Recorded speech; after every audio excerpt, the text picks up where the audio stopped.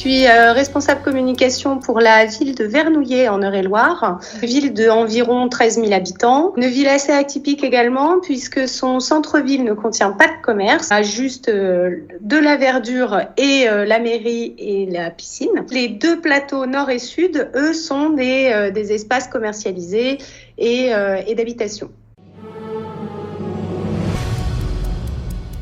Nous avons candidaté et reçu le trophée de l'éducation culturelle pour les multiples actions de médiation culturelle qui ont été mises en place depuis 2020. Pourquoi la médiation culturelle ? Parce que donc depuis 2020, la municipalité souhaite vraiment faciliter l'accès à la culture pour tous et donc développe le plan de l'allée vert. Donc c'est la culture qui vient aux Vernolitains pour ensuite donner l'envie d'aller dans les salles de spectacle qui sont sur le territoire. Alors, tout d'abord, une grande capacité donc, de visibilité à l'échelle nationale.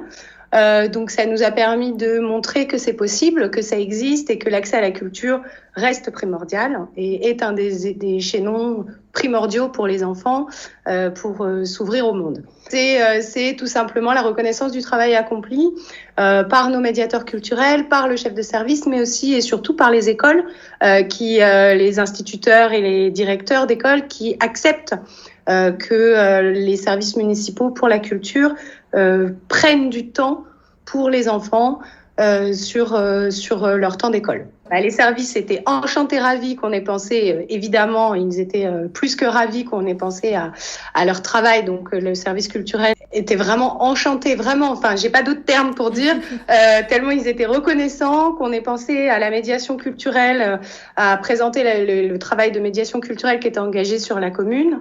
Parce qu'évidemment, sur 2 minutes de film, on n'a pu que représenter quelques-uns des sujets, mais c'est vraiment dans toute sa globalité que la médiation culturelle intervient.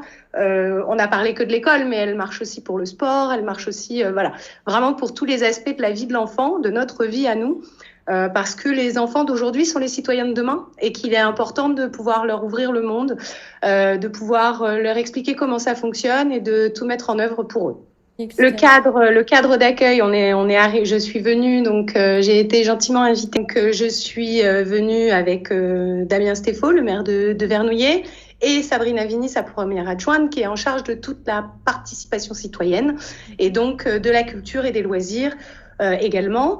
Et donc, on a été reçus dans un cadre magnifique, évidemment. On a pu échanger avec de nombreuses collectivités aussi et entreprises sur des sujets qui nous touchent particulièrement et qui, aujourd'hui encore, nous permettent de rester en lien et de pouvoir prendre des idées, voir comment le fonctionnement peut se faire. Vernouillet, c'est vraiment un territoire mixte.